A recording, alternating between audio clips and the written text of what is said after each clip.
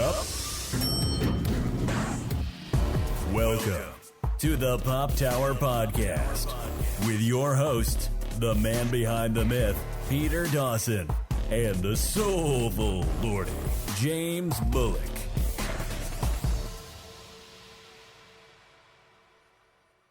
Yes, it is indeed the Pop Tower Podcast. I am Peter W. Dawson. And I am James Bullock. Yep. And we're going to talk about video games, movies, television, everything. Yeah. This episode The first one was unexpected. Yeah. Yeah, so we advertised 3 things for this episode, and there's actually a 4th that we're going to slip in here, but we're not going to change the artwork because that would be too much. No, not at all. I think try to fit forward to that art style would just not work anyway, so... No, I love it. I love it like it is.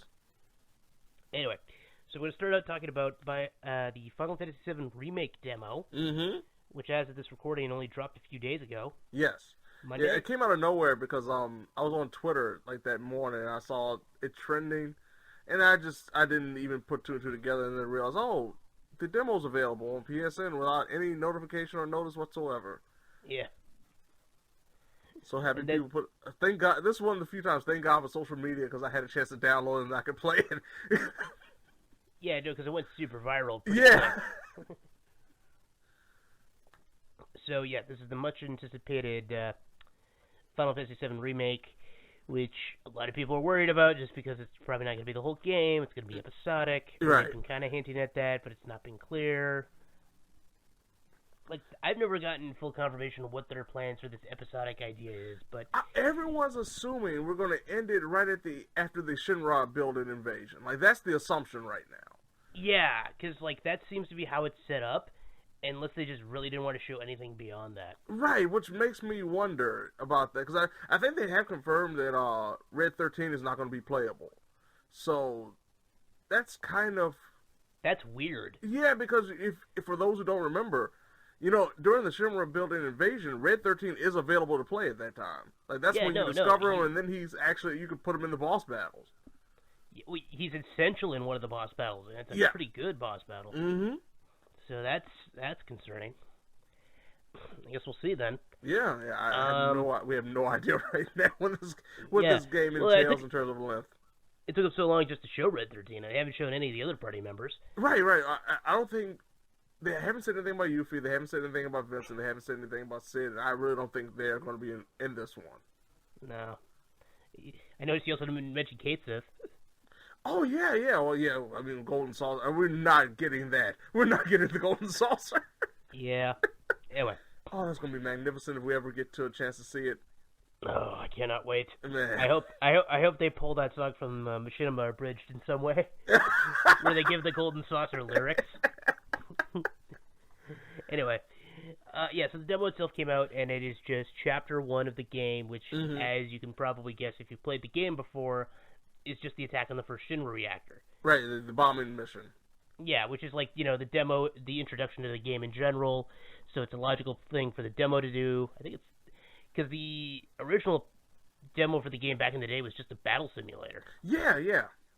So this is the actual, first section of the game. You only play as Cloud, and then a little later have Barrett in and out of your party at points. And then you go through and you fight the first boss. And, man, they certainly expanded that section quite a bit. I was going to say, they switched up things a lot. I didn't know it was that detailed. Yeah, they really added more, and I like pretty much everything they added. Same here. Because they added more enemy variety. Not much, because there was some enemy variety, but most of it was not noticeable. Yeah, we had the guards, we had the Greyhounds, we had the shock troopers, we had the little alert floating things. I never remember what the names of them were. But the sweeper was not in the first in the bombing mission originally. Yeah, and the turret enemies are now actual distant turrets that only turrets can kill. Which is something I hope they don't do too much in the actual game, because that will get annoying. That was a little annoying, mostly for me just because of the camera. Like, I know you can pull it back if you go to the options menu, but on the default setting, it was a little bit hard to keep up with that. Yeah, it's hard to see where everything was coming from, and you try to log on, and Yeah, it's not as bad as at least it's not a game where it's like, oh, the camera's now forced my perspective. I'm trying to fight someone in front of me, but it's got me looking up. Exactly. I'm going to die here because of the camera. Mm-hmm. It's not that bad, no, but it's a little annoying. In this case, like you go through the whole mission, you get a lot more interaction, and I love how much more personality they gave the 3 Avalanche dudes. Oh my goodness, Jesse, Biggs, and Wedge. Jesse is thirsty as I don't know what. Yeah, that's the most recurring thing people say about her. It's really not that subtle. But honestly, I much prefer this characterization of her because in the original game, she really felt awkwardly dainty. Yeah. In this case, she doesn't feel that way, which I appreciate. Yeah, because there's one scene where her leg gets caught in the original, and it just feels like a legitimate damsel in distress moment. And then after that, she's basically all my hero. Right. And this case is like, she wanted Cloud before this, and then he helps her, and she's like, oh, even better. Yeah. You just proved me right. Yep. It's fine though. It honestly, it does build on a bunch of stuff for later too, because she's like, so what's the deal with you and Tifa? Yeah. And one thing I definitely appreciated when it comes to the characterization was the fact that at first when they bring out Barrett, he's like just tough and gruff at the really beginning, and then you realize, man, he's still over the top and almost a conspiracy theorist. Yep. Like, they still portray that, and I was so happy about that. They have not dumbed him down when it comes to that. No, and one of my favorite bits is Jessie just casually covers her ears while he starts ranting. Because she's just like, here we go again. Yeah, I've heard this too many times. I do not want to hear it today. Yeah. Like they really nailed the fact that Barrett's more than a little bit of a fanatic. Right. Which is just great. No, it's, yeah, and like, Wedge is like, oh, shucks, you guys are gonna be, like, you could have joined us, right? No. Yeah, no, just, this is one job. That's it. Yeah. It's one job. He borderline feels like Ted from Scrubs, except, more confident. Man. Big's got the least characterization, but he's still kind of like the snarky, yeah. Yeah, he's the Yamcha of the group. He's absolutely Yamcha. He's the Yamcha of the group. He's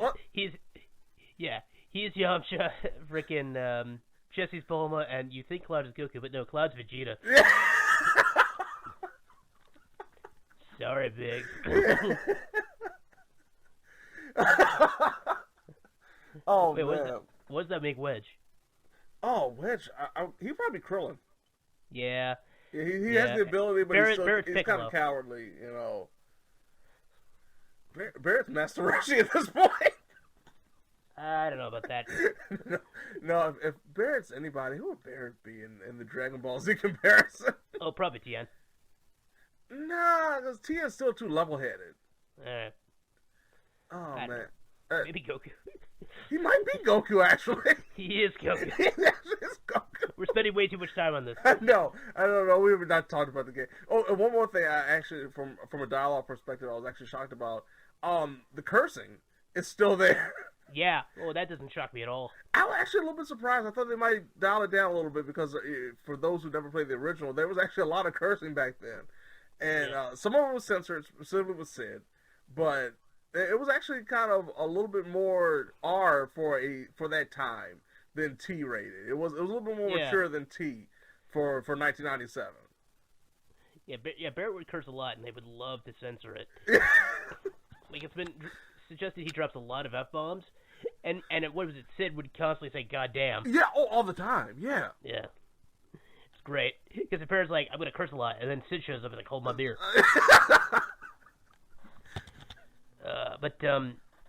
Yeah, I do want to comment on the demo itself. Like, you could tell from the get-go the effort they put into it, not just to improve it visually, because the intro with Aerith now not only shows, like, makes it clear exactly what she was looking at with those sparks in the original intro. Right. But it shows more of her characterization, because if you know what her deal is, you especially appreciate what happens there, because she's, clearly communing with the live stream. Yeah, exactly. She looks behind her, she knows she's frequently followed. Yes. And then when she goes in the street, people ignore her, so she gets pushed around, and when that flower gets crushed, it's actually important to her because she's a bit of a hippie and loves the life stream. Right. Flowers are part of the life stream. And then the overall just presentation of the sectors in Midgar at that time, and just, the whole, hey, they're draining the life out of the world, and in the same way, in this minuscule fashion of Aerith having a piece of life snuffed out in front of her. Yeah. Yeah, there's just so much good symbolism in that opening scene, like, both if you understand what's happening, and even if you don't, you can kind of pick up, okay. This means a lot more than it just looks off, like, oh, just a flower girl has a simple flower that's been stepped on, she's oppressed, like that kind of thing. Yeah, exactly. Like, there's so much there. And, like, they kind of had that in the original, but, like, they expanded on it so much with this, I love it. Yeah, same here. They're not just adding the visual flurry because they can. Which I always appreciate. And I did also like that the new gameplay, they made sure to give you grenades. Yeah. Yeah, and then it was, because then we got the new play style, which is a pretty good action system, I have to say. Yeah, to me, or not just to me, but I mean just overall, playing it, this is definitely blending in, like, the worlds of Final Fantasy 13 and Final Fantasy 15. But, like, if you play both of those games and you think, like, that sounds terrible, it actually isn't. I was pleasantly surprised how much I enjoyed the combat system. Yeah, no, it was great. I appreciate the fact they stop time to do spells now, unlike 15. Yeah, that was the thing that was always annoying, right? Yeah. Yeah, because now it's like, okay, you can, like, they do the ATB thing where you have an ATB gauge, part of it full. You can stop it, use it to use an ability, an item, or cast a spell. Right. And you still have the tracker for your magic points. So it's not like, oh, I have unlimited magic as long as I keep building up my ATB gauge. No. So, and, like, it also helps you avoid spamming potions too much. I was about to say, like, that was one of the biggest things that, unlike, Final Fantasy 15, where you could not pretty much die. It was almost impossible to die in Final Fantasy 15. Yeah, like, unless they were doing way too much damage to you. Right, and then, like, if you weren't paying attention, that was, like, really the only way you could die. If you had enough Phoenix Downs and enough potions, you would never die in Final Fantasy 15. This time they limited, like you said, by attaching the items menu to the ATB gauge, that you cannot spam potion. But they do it in a way that it doesn't hinder you overall. Like, it still fills up fast enough that you can still utilize it properly and not die, have a game over out of nowhere. But you can't just continuously spam spells, abilities, and items. Yeah. Yeah, no, it's like, there's very good balance there. Yeah, I wholeheartedly agree with that, yep. Yeah. And it wasn't, and also with potions, of course, since this is the first stage, there's no shops. They actually dish out a lot of potions. Oh boy, do they ever. Yeah, as long as you're looking around, as long as you're fighting, you will get enough potions to keep you alive throughout the entire game. Yeah, that's pretty much it. Because there's also, and then there's, like, you can also use magic pretty freely because there's a decent amount of ethers. But yeah, I was surprised they started showing up because, like, I know you're about to say with the boxes. Yeah. Yeah. Yeah, because there's boxes that'll just instantly refill part of your magic if you smash them. That was the other thing. The physics engine's pretty fun. Yeah, it really is. A lot of it looks so much more pristine, tight than I expected. I know definitely the worry was that, hey, they delayed it to clean it up a little bit, but, I mean, for what they've showed so far, and, of course, they even put in the disclaimer in the title screen, this is still a work in progress, so I'm assuming that this is still an earlier build than maybe what the final product's going to be. So I'm actually really excited, more so than I was before now, because after playing it, it seems they have a better grasp of what they've been trying to accomplish with the gameplay and the battle mechanics from the last few games, and just the overall presentation, knowing exactly what they have when it comes to Final Fantasy VII, what they have with the lore, the characters. The main thing, like you said at the top, how much are we going to get out of the story from this? And that's the only thing that intrigues me, that kind of worries me a little bit too, because as we both know, we played Final Fantasy VII for multiple times for many years. There's so much more to the overall story than just Midgar, and even with them fleshing out more of the characters, more of the story points that we got during the Midgar sections, how much are we going to get out of this game, and how long is it going to take before we get the rest? Hopefully not too long. I know. I hope they're doing more development than we think they are. Yeah. Yeah, they better be like, oh, actually, the whole game just came out. Or it's like, hey, you bought the game?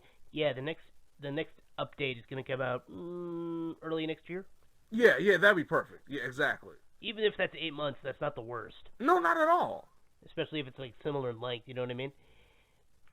Yeah, but no, overall, like the only thing I really hated about the demo was just Barrett's AI around the lasers. Yeah, there was that a section. walk into laser? Yeah. It wouldn't be so bad if he wasn't actually losing health the whole time. Yeah, there was a section where you have to just get past these lasers that cut off and on. And, of course, since we had Barrett in our party at that time, he's AI controlled, he, instead of sprinting past the lasers like I'm doing, he decides that he just wants to casually walk and lose HP. Poor Barrett. Yep. That speech took it out of him, that's all. He couldn't run anymore. Yeah. I think that'll cover it for the demo, though. Oh, yeah. We're looking forward to playing the actual game and doing a review when it finally comes out. Hopefully, we will have it in April as they promised. They can't keep pushing it back. That would be nice. Alright. So I guess we can roll into the second thing we're going to talk about. Yes. Which is Altered Carbon Season 2. Season 2. See, this is a hard one because we didn't really talk about Season 1 that much back when it came out. No, it was one of those when we kind of like, hey, this is a good show, we recommend kind of thing. And it wasn't necessarily like we did a recap of a lot of the events that, even though they have a big tie-in, of course, to the second season, there's still a lot of different things about this season compared to the first. Well, that's the thing, because like each season, the second season builds on the first to a degree. Mm-hmm. It's very much close to a standalone. It is. That's the thing. Like, if outside of a few key elements, especially when it comes to the characters that have transformed or translated over into the second season, a lot of what happens in season 2, you can watch without seeing season 1. Yeah, and still feel satisfied. Like, to have a better idea of what's going on, because, like, what is it? Because the second season's kind of based on the second book in the original book series. Mm-hmm. Because I think it's 3 books. Right. Because it's Altered Carbon, Broken Angels, and I think there's a third one that's Woken Furies, apparently. Yeah. So the second one, because the first one, it's heavily involved around, the question of Bancroft's murder, mm-hmm. which with of course the big twist being, this is a 300-year-old man who once hired someone to solve his own murder. Right. Which is a great hook for a mystery, I have to say. Exactly. Yeah, and then we get the second. Well, it's kind of great because actually we should back up a bit. So for those who aren't familiar, the idea of altered carbon is you've got humanity is. You can essentially upload yourself into stacks. That's the word, right? Yeah, that's right. A coral stack, yeah. Yeah, which is essentially now you. And you can just plug yourself into a body or a sleeve, and, that becomes you. Right. You still got all your memories, you still got all your personality, but you're just in a different body with a different voice and all that kind of stuff. But there are times, as long as you're around somebody that knows who you really are, they can easily recognize you even if you're in a different body. Yeah. Pretty straightforward stuff, which is why, in the first season, you're following Joel Kinnaman mm-hmm. as Tak Kovacs. Yes. But then in season 2, it's suddenly Anthony Mackie. Yeah, that was such a twist. He's like, here's your new buddy, Anthony Mackie. I'm fine with this. No. I thought you did a good job. I was perfectly fine because, I know a few people I've seen reviews about it, they felt that he wasn't as expressive enough considering how the first season played out. And I thought it actually kind of worked a lot better considering, the person and the personality that he actually represents. Yeah. No, I thought it was pretty solid. Yeah. And it does help kind of follow the idea of, how your original identity can kind of be lost as you jump from body to body. Yeah, exactly. Because that is kind of a major concept that they quietly explore during the series. Because, I can't remember off the top of my head any. There's some examples where, people will change physical age with their sleeve, and even race. That changes more than once. Obviously, since we go from Joel Kinnaman to Anthony Mackie, and later on, no shock, Tak being short for Takeshi. Yeah. The original Takeshi is very much not a white guy. Yeah, it's amazing because we see Takeshi's family during the season, and it's like, and everybody accepts him, even though he looks nothing like anybody else. Yeah. It's one of those, it's like the thing they kind of wanted to play with in the Ghost in the Shell movie, but didn't really nail down. It's like, oh, this series actually kind of understands what it's trying to do. And then, once again, he gets recruited by another meth, as they're called, which is short for Methuselah. Yes. They're super old. That one felt a bit forced, I gotta say. Yeah, it does. Definitely, the pun is just... Yeah. The cortical stack and the sleeve thing, that works for me. Yeah, I can deal with that. Like, that's perfectly fine. But like you said, the whole thing, because they're old. Like that, no. Yeah. And I mean, I will always buy that some cities they'll eventually just like, why don't we just call it Bay City? And then I always get reminded, there's just cities with very generic names. Yeah, the good old Kojima special. Yeah. I keep forgetting there's like a major, I want to say Michigan, I could be getting the state wrong, called Traverse City. Right? Which is like, that sounds like something out of a video game. Yeah, it really does. Or a comic book. It sounds like either a Mega Man stage or a Sonic stage, which, ironically enough. Yeah.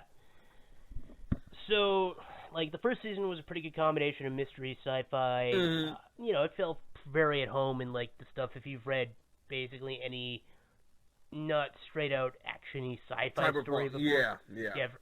Yeah, decently cyberpunk, but, like, even proto-cyberpunk to a degree. Yeah, like you said, when it comes to the mystery aspect, definitely. Like some of Philip K. Dick's robot stories. Like, was it Caves of Steel? Is that Philip K. Dick, or is that someone else? I think it actually might be someone else. That's Asimov. Yeah. I got them backwards. Right, I said Philip K. Dick and then I said robots. I'm gonna lose my sci-fi cred. It's early. Yeah, I don't want to give too much away about this because, like, the one thing that is probably important is how much it builds off of what the hell, Falcon.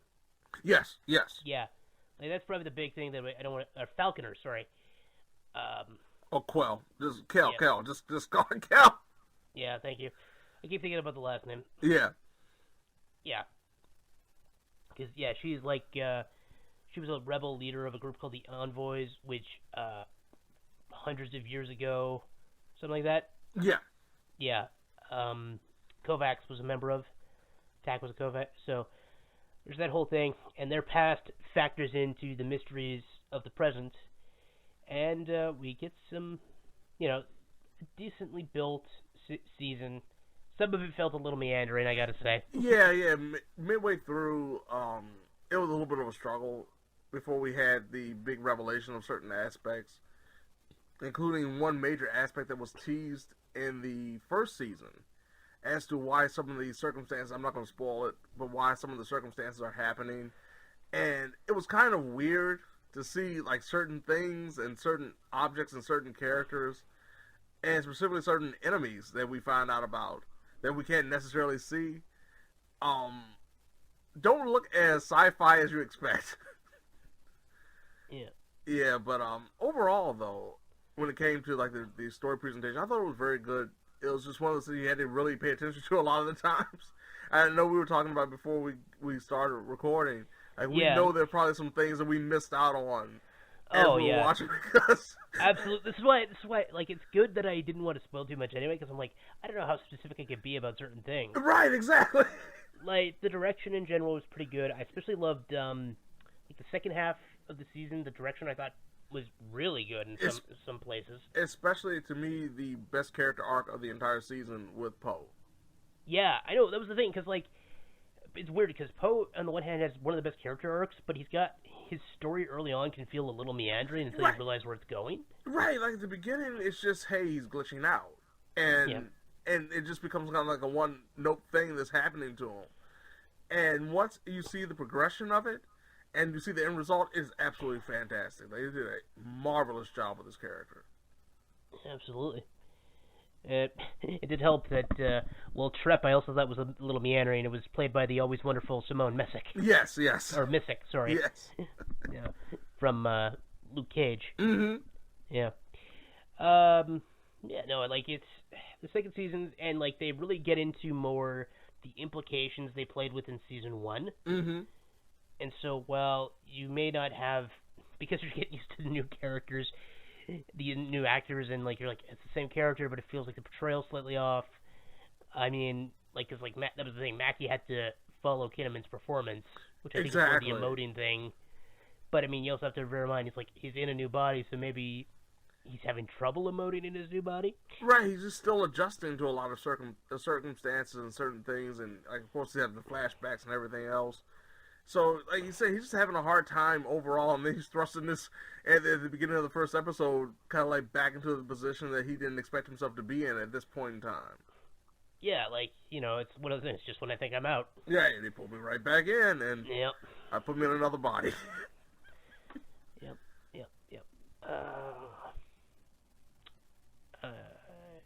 Don't know. Honestly, I don't know what else to really say. Like, nothing, not too much else. You know what? Uh-huh. Some of the soundtrack felt really off this season. Yeah, there's not too much memorable moments. Like, well, no, there was that one bit when, I'm trying to remember, one of the flashbacks, I want to say episode 2? Okay. I could be getting it wrong, because, like, it's one of the early flashbacks. The soundtrack was distracting, which is never a good thing. Like, yeah. It seemed unusually loud, because, like, I remember seeing those with other scenes, the soundtrack was usually decently quiet, and but then it's like something about the sound mix, or like just the way they use the soundtrack this season. It's not something I usually comment on with a TV show. Right, but I do agree. It was definitely some moments. I remember one of the big fight scenes. To me, the soundtrack was really overbearing. Yeah, it was. I think the big. I'm not going to spoil like what the fight scene is, but it's like an imprisonment fight scene. That's all I'll say. Well, the soundtrack felt a little overbearing. Yeah. But I don't know if there's much else to say. But... No, one of the things about this, I will say, like little things here and there. You definitely have to watch the first season to get a good grasp of what's going on in the second season. Yeah. But overall, though, I think they did a good job of establishing a second season that still felt good enough that if you just come into it, it's like, okay, I'm going to give it a chance. And maybe I'll go back and watch the first season if I like the second season. Then they actually did a good enough job that it would, to me, encourage people to go back and watch the first season and maybe even rewatch the second season. Yeah, well, especially because, like, we should probably comment on this, too, just because, it's a thing we usually observe. It's only 8 episodes. Oh, yeah. Yeah, and, like, the first one was 10. And, like, the first one, it got some, honestly, that one definitely had some meandering now that I think back to it. So there's less meandering in this one because of the less episodes. It's probably the easiest way to put it. Yeah. So, good times. No, solid show. Solid season. I don't know if there's much else to say. Earl Carbon, do recommend. Yep, same here. Second season, gets a mild thumbs up. So we're going to wrap this episode up with actually 2 movies. Yes. One was a major release, the other was not. It's not here. And both are about video games. Yes. Man, oh man, okay. I'm really intrigued to hear your opinion on these ones. Well, I'm going to start with the one I have more to say about. Okay. So let's start with Dragon Quest Your Story. All right. So, Dragon Quest, for those who are unfamiliar, is a pretty popular Japanese RPG. It's not as popular, I would say, outside of Japan as it is in Japan. Right. But you need to appreciate, because, like, Dragon Quest itself started, what was that, 87, 86? Yeah. That's about right. I gotta remember when the first one came out. 86, yeah. Man. It was 1 year before the first Final Fantasy came out. Yeah, I know that, yeah. And so at the time, it was considered one of the definitive JRPGs. And then, of course, Final Fantasy shows up and is like, hey, what if we didn't have a button that we need to hit to go up and down stairs? Yeah. You know, and so they're like, oh yeah, let's not do that.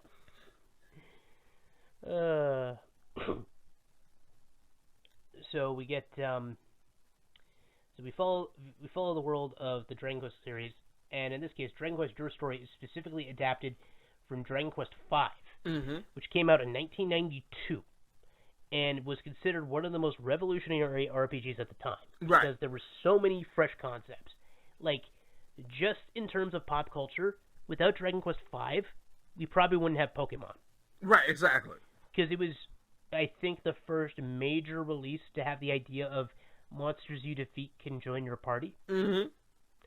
So, yeah, like, it's arguably the whole thing they created the collectible creatures, which in turn also gave us, like, Persona, Digimon, all that stuff. You know, like, that's the arguable origin right there. And it's also one of the games where it's like, oh, you can, you know, you're following a character through different stages of his life, and you're, you get to pick who you get to married to, and you get to, you know, there's like all these interesting mechanics. Man, none of that translates to the movie. I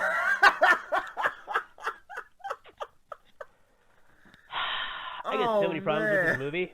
I had so many problems, and the worst part is I kind of like it. Yeah, I actually did enjoy a lot more than I expected to, but I'm still really disappointed because, like, there are certain aspects I definitely get why they tried to kind of incorporate some of the grind that comes with the Dragon Quest games. Because for those not even my problem. I mean, for those who don't know, Dragon Quest games, like, there's a lot of grinding associated when you try to. Oh, they are enemies. infamous for grinding. Yeah. Because, like, you play the first game, and it's like you can't really get anywhere until you get a copper sword. How much does a copper sword cost? Like 80 coins? You get maybe one for killing a slime. Right. And, like, I think the tougher enemies, you can still take a while to beat. They take, like... you have to hit them, like, 3 times, and you still only get, like, 3 coins. So you're going to be fighting, like, 100 enemies to get that copper sword. But, like, when it comes to this, the biggest issue for me is just the time jumps themselves. Oh, the pacing's horrible. Oh, my goodness. Because I mentioned before, you follow the character through stages of his life. Right. You start out, you're 6 years old, and you have this fun little adventure as a 6-year-old where you can't even read yet. Like, one of my favorite game mechanics of that is if you try to interact with a book when you're 6, he's like, you don't know how to read. It's true. And, like, whenever you're on the world map, your character's father will actually be controlling the party. Right. So you can't even guide where you're going because you're still just a stupid 6-year-old kid. And so they just quickly, awkwardly narrate through the original introduction, including, like, the whole going and finding a magic orb and encountering a ghost thing, which ends up being a major plot point. And so you quickly realize they're skipping through the entire first third of the game in about 5 minutes. This should have been a trilogy. Yes.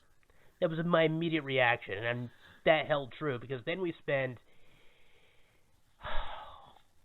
almost half of it just on his love quest, which is a major part of the original game, don't get me wrong, but they need to awkwardly reintroduce his love interests, which didn't get a lot of characterization because we narrated over it the first time, and now they're older and they're more attractive, and he's like, hello, and then it's like, oh, but he's got to realize he's in love with this one after initially being smitten with this one. Right.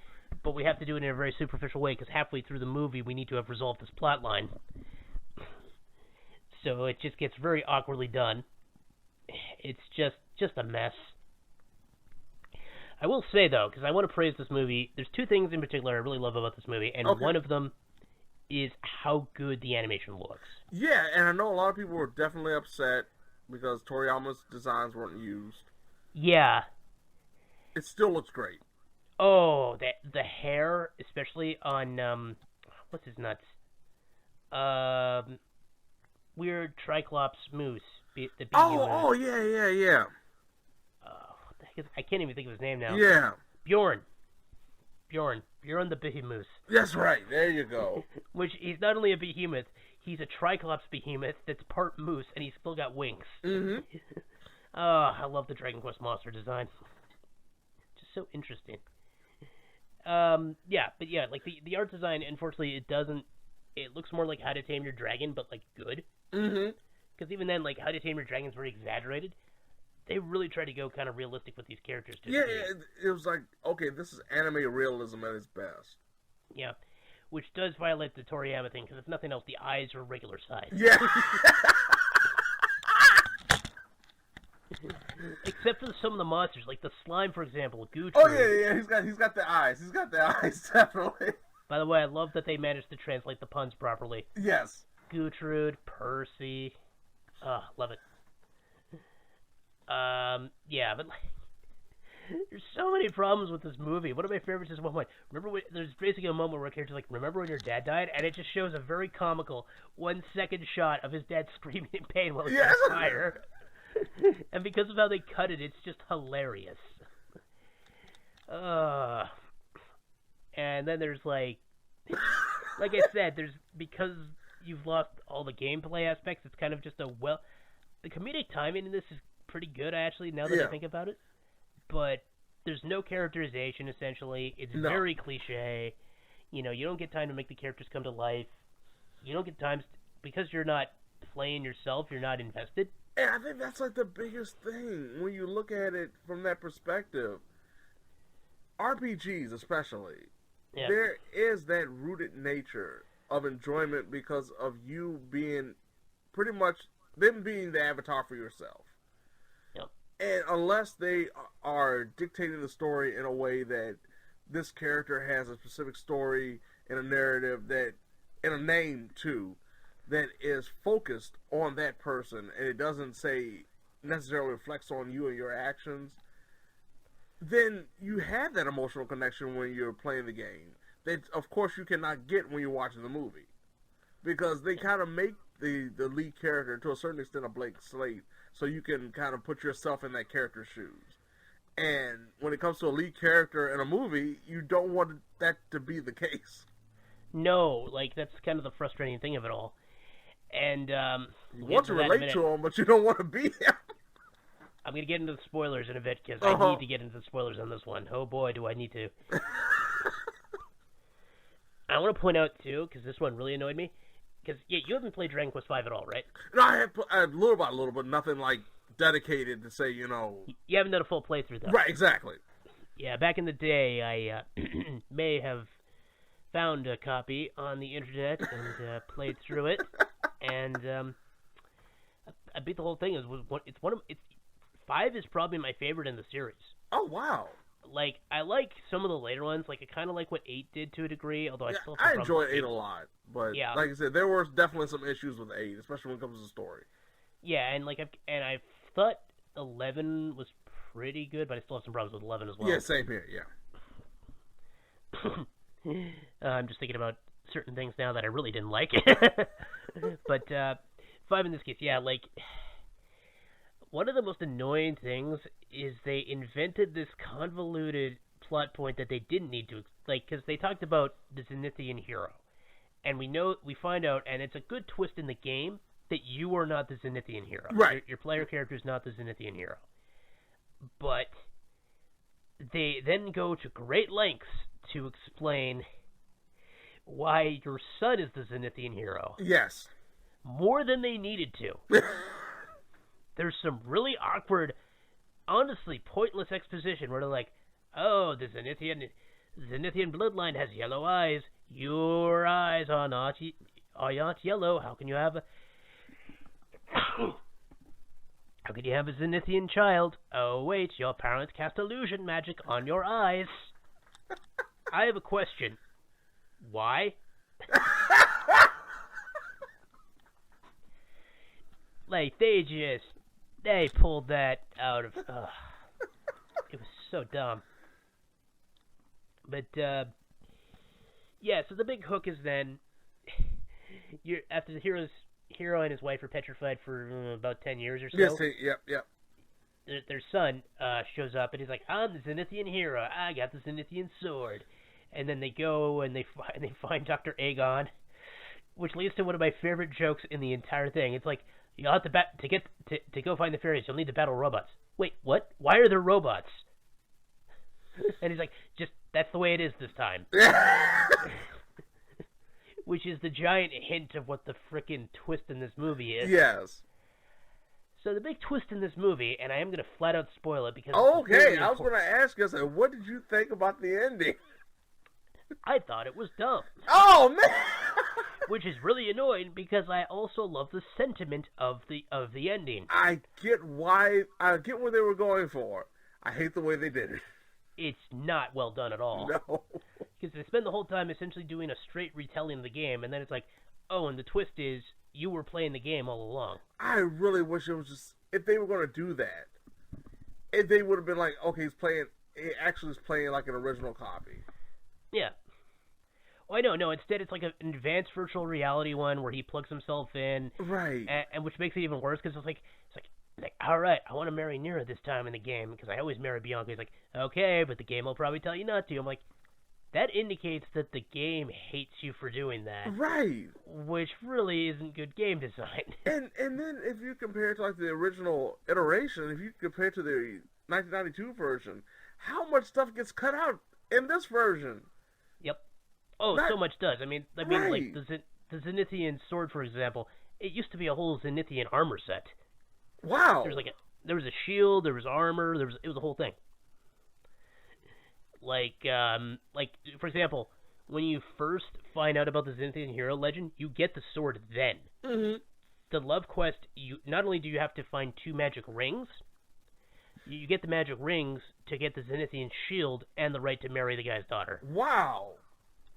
Like, yeah. And that whole quest is suggested to take about a year in game time, by the way.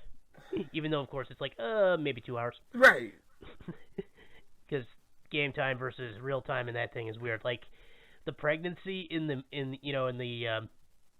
movie is more awkward because they're just kind of hanging around in the mountain for 9 months. Yeah. When it's like, shouldn't you be looking for the Zenithian hero? Right. Like, let me tell you what they do in the game. After they get married, they decide to go to his ancestral home to maybe reclaim his throne. And while you're going through a really long tunnel, it's essentially like, oh no, I'm pregnant. And by the time you get to the palace, more or less, it's like, okay, your wife now has to rest. Oh. And by the time you've resolved the ability to inherit the throne, that's when it's like, okay, now your wife's given birth. Yeah, you got a baby coming. Yep, and then she immediately gets kidnapped. Wow. Like, it's still weird in the game, but like, they weren't just sitting around doing nothing. Right. But back to the twist. So yeah, it turns out, like, if there's one thing I love, it's the ultimate villain is a hacked AI program who's just there to be like, you're still playing this game 20-something years later? Yeah. Grow up, loser. And then they show the characters nostalgia and joy at playing the game. Yes, so many moments. And I can resonate with that, especially since we talked about the Final Fantasy VII Remake, right? And the hype we have for that. And then I just think about how badly this movie has butchered the plot of 5.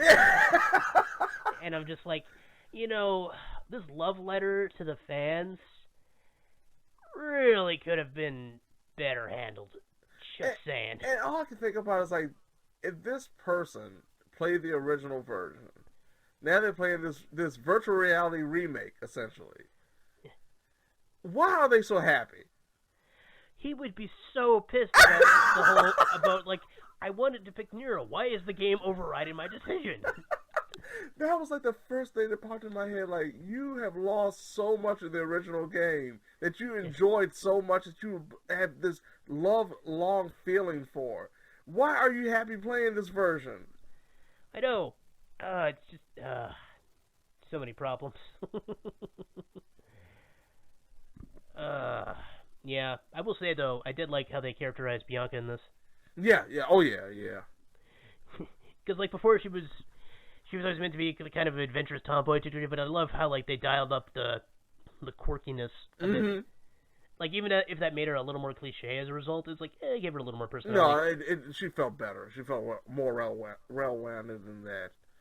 Well, she's probably the best of the characters in terms of personality. Yeah. Because Harry doesn't get any of his growth. Not a bit. The protagonist is pretty bland most of the way through. Yeah, Lucas is there. Yep. Nira, the only interesting thing happens as a twist. Like, it's just, ugh. Yeah, I don't... if you're a Dragon Quest fan, maybe. But even then, like, it's kind of both a slap in the face and a love letter, which is really annoying. Which is why I can't hate this movie, because it's like, it's both a love letter, but it's not a very well told one. Right, like, we know your heart's in the right place, but yeah, you just did a bad. It should have been 3 pages, buddy. You can't compress all your feelings into 1 page and just be like, oh, and then this happened. Okay, so angry rant about that aside. Yes. Let's talk about Sonic. Yes. So Sonic the Hedgehog, the movie finally came out. Yes. And it was pretty fun. It was an enjoyable experience that I did not expect to enjoy as much as I did. Yeah, and it's set a new record for video game movies, which I do appreciate. So we actually might get a chance of a sequel for once. Mm-hmm. And for once. We got the Resident Evil sequels. Hey, and you got Mortal Kombat Annihilation. Don't remind me. Especially annoying since I love the original movie. Oh, same here. That's my favorite video game movie. And, oh my goodness, I don't know why I even brought up Annihilation. Sonic, okay.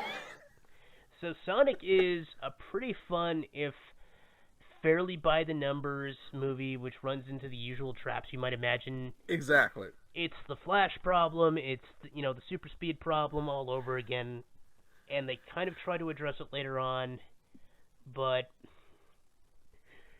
yeah, there's just some, and like, I guess you can kind of address it by the part of the movie, but, cause like no shock, the big crux of the movie is Sonic ends up in the real world, and he's lonely because he's a weird freak of nature compared to the humans of Earth. He is a fast blue hedgehog that just so happens to also be an alien. Yes. And thankfully they have the new design, which looks better than the original Nightmare design. I at one point called it Chungus Sonic, but then I realized that's an insult to Fat Chungus. Or Big Chungus, sorry. Got the meme wrong. But, yeah, so Nightmare Sonic, no. And, like, they do a whole thing about Sonic's past, which is really weird. Because, like, we've got frickin' echidnas in the opening scene, or more or less the opening scene, right? Mm-hmm. And then, like, for his backstory. And then, yeah, we got his new mentor, who is completely made up for the movie, Longclaw. Yeah, Longclaw! Longclaw the owl! Which I'm just going to point out, that's a better name than some of the characters we get in the Sonic canon. Yeah. I'm just saying, Big the Cat. Yes. Is still one of my least favorite characters, just in terms of name. The personality is another thing. I'm just saying, like, this is a name, yes. Ugh. And that's saying something because, we get, Knuckles, the echidna. Yes. Oh, what's his thing? He's got big fists. He's a big fist with spikes on him. And what about Tails? He's got 2 tails. Yes. All right. But Big the Cat, he's like, what's the deal with Big the Cat? He's big. Is he the biggest character in the universe? No. Well, yeah, it's just disappointing. Anyway, so Sonic has been stuck on Earth for about 10 years. Yes. In Green Hills, Montana, mm-hmm. as opposed to the Green Hill Zone. Which they actually showcase, like, hey, the place that he's living in is pretty much the Green Hill Zone anyway. Before he came to Earth. But also have to note, too, I love the fact, I actually was, like, kind of pissed off at first until they explained it a little bit later, which I thoroughly enjoyed, was the fact that he called Longclaw as Obi-Wan. Yeah. But then once you find out he's been on Earth for 10 years, I realized, and what he's been doing? I'm like, he probably watched Star Wars, and I know how he did it now. Yeah, I know. Like, they actually show how he absorbed pop culture despite being lonely. Right. Which is pretty enjoyable. Like, I really felt emotion at his loneliness, I have to say. Yeah, that was that spot. Of course, the main reason why, like the main point where they want you to feel that they actually did a really good job at is when he's playing baseball by himself. That baseball scene is one of the best scenes in the whole damn movie. Yes, it is. Because it is both a really clever technical masterpiece, and it really nails the loneliness Sonic feels. Because, again, he's playing baseball by himself. And it's combination hilarious and really kind of sad. Yes. And it ends up becoming a plot point because that's when things go wrong. Mm-hmm. I guess we can explain that part. Yeah. Yeah. Because he ends up doing it his super speed, because there's like an electric element to his super speed, which you've seen in stuff like the Flash as well, right? Exactly. Because the Flash can hurl lightning. In this case, he creates an EMP, an electromagnetic pulse, so it knocks out power in the Pacific Northwest. Which, whoops. So that's what prompts the entire adventure, because it's like Sonic needs to go before the government tries to catch him. Right. And the government's like, I guess we gotta go find an expert on this. No, not him. And they get Dr. Robotnik, yes, played by Jim Carrey, who proceeds to give Ben Schwartz a run for his money in his best character in the movie.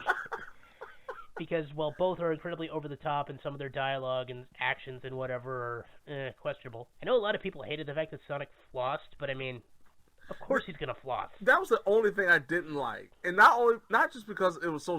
I mean, it's the dance is stupid, but it just dated the entire movie.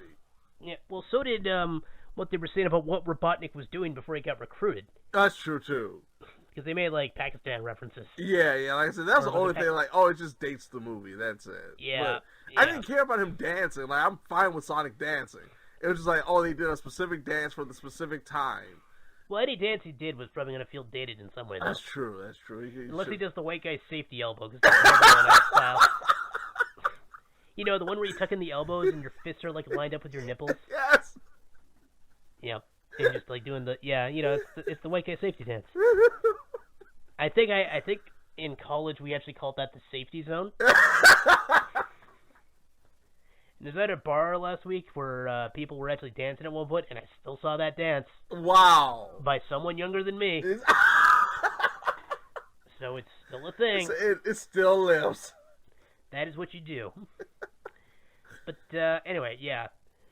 So we get this kind of the whole crux of the thing is Sonic then gets help from what's his name? Tom Wachowski? Yeah, it's Tom. Yeah, everybody called him Tom. I just say it's Tom. Sheriff Tom. Yep. And yeah, because it's Montana. I think even Montana makes jokes about how empty it is sometimes. Yeah. It's okay. I live near them. I'm allowed to make that joke. Yeah, he's small town Montana Sheriff Tom. Yep, he's going to the big city, San Francisco. He's going to old capital city. So we get the awkward moment where Sonic and Tom have to go on a road trip to find his ring, which they do in a car, even though Sonic is super fast. But it's not like he could carry Tom, though, so... No. I was fine with that. Yeah, but it still feels like they're meandering at points, you know what I mean? But at the same time, if you consider that Sonic is lonely, it makes it a little more bearable. Right, like he's finally getting his eyes open to the rest of the world that he didn't experience by himself.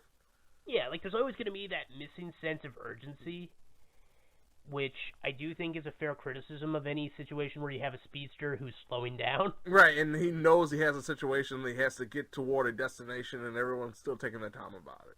Yeah, like that's always fair. I don't think the film properly addresses it, but I do think they have the excuse in that he's lonely and he's just trying to make proper friends with someone he's basically borderline stalked for 10 years. Yeah, exactly. And they have the whole small town, big city thing, which, that's a cliche at this point. But... Yeah, especially when it came to the ending. Like, I get it. I know what they're trying to do, but like you said, it was just so cliche. It was ridiculous.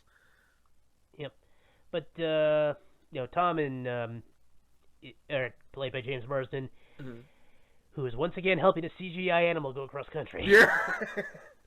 What is his career? Why does he keep doing the same thing in different movies? He wanted to be a veterinarian, he couldn't do it, and then he tries to work with CGI animals. And how many times has he been, like, the failed love interest? I know. Like, the fact that he actually, and, like, in this one, he's actually got, like, I can't remember, is that his girlfriend or his wife? I want to say it's his wife. I don't remember if they're married or not. No, they never really emphasized. I could have sworn they said that was his wife, but I can't. No, they're married. Yeah, that's what I thought. But it's like they barely have any screen time until the very end of the movie together. Yeah, no, she's barely in it, but at least it's like, oh yeah, here's a happy couple who are married. Yes. It's not an awkward love story shoot in at least. Yeah, yeah. Or they just locked eyes over this hedgehog and now they've fallen in love. Yep. Hey, I like hedges. I see that. Wait a minute, did you just say you liked hedges? Yes. Who's asking? Your new wife. And then they fell in love. I don't know. Yeah, no, like I said, the plot's not the strongest, but it's serviceable, and there are definitely some really funny moments. Yeah. And there's some really fun moments, too. Like, honestly, they do fine. This is probably Detective Pikachu levels of quality. I walked away feeling like I did when I watched Bumblebee. Yeah, that's fair. Yeah, that's how I kind of felt like that. Oh, that was a really fun movie. But it wasn't anything like, it was like I said, it was paid by the numbers. That was the thing. And it wasn't bad. It wasn't anything that made me roll my eyes, really. It was a nice, enjoyable experience. Yeah. I would have the forced love story. No, but I mean, but from an overall perspective, it was so much better than it had any right of being. Like, absolutely. The thought of a Sonic movie just never sounded good, and yet it still came out as a really fun movie that I never expected to be as good as it was. Yep. Yeah. Poor Neil McDonough, though, he's just there. Yeah. Oh yeah. And he's just like, I guess I got to put up with this nonsense now. Oh man, and Jim Carrey just chewing the scene the whole time. Jim Carrey is so. It's what we wanted for Jim Carrey in like so many performances. I'm saying that was Jim Carrey at his Jim Carreyest. Yeah, like this is 90s Riddler. I should say 90s live action Riddler, because the animated Riddler was actually pretty cool. Yeah, exactly. But like this is absolutely 90s Riddler. This is absolutely like Ace Ventura, Animal Hunter. The Mask, like this is premium Jim Carrey. Which is amazing to think that was almost 30 years ago. I know. What's great too, because like you watch him and you watch his performance, and it's actually like in small doses you may not get the full appreciation for that performance, because like it is. He's I'm gonna say he's like Bill Nye in Pokemon Detective Pikachu. He was over the top, but he was not this. No, not at all. Like if Detective Pikachu maybe had a slightly better protagonist, if a flatter human companion. This one had like a slightly weaker protagonist, but it still had a pretty good protagonist, and the human companion was definitely better. But the villain is so much better. Oh yeah. Oh my god. I mean, just the fact that he actually walks like a robot. He does the robot walk several times in the movie. It's just absolutely phenomenal. And they do reference. Sorry. I don't know. What were you saying? I was gonna say, like, they do reference the Eggman thing, but it's a little forced. But it's not the worst. Yeah, they threw that out there. Yeah. Yeah, and my favorite part is I was just looking at the Wikipedia page, and I look at the ending where at one point they say Robotnik has lost his sanity. I'm like, when did he have it? Oh man, but also I don't know if that was ever canon in the. It's hard for me to believe that it is canon when it comes to the video games, but I know it became canon. I mean, it became associated with the cartoon, and I just love the fact that they brought up the fact that Sonic loves chili dogs. Yep. I do appreciate that that's in there. Yeah, so there we go. Like that was enough for me to make me smile. Yeah. Sonic will forever love chili dogs. I don't know if there's much else to say. It's a pretty fun movie, actually. No, it was a really, really fun movie. I did not expect to enjoy it as much as I did. It's really solid.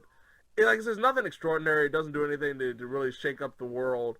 But in terms of not only a video game movie, but just an overall nice family, just a fun movie, you could do a lot worse. Oh, so much so. You could do a lot worse. We reviewed a lot worse. Oh, easily. We reviewed worse earlier in this thing. In this episode. And I will still say Dragon Quest probably had a better heart to it than Sonic did. Exactly. But it's still like... It still was done so badly. It was just poor decisions on that. But no, Sonic the movie is actually worth your time, which I never thought I would ever say. Yeah. Well, I think that'll do it for episode 71 here. All right. Well, thank you as always for being here, James. Oh, it's always a pleasure. Me and my Buster Sword. Yep. Until it breaks, and then it's your busted sword. Oh. Get wrecked, son. Oh, man. I don't know.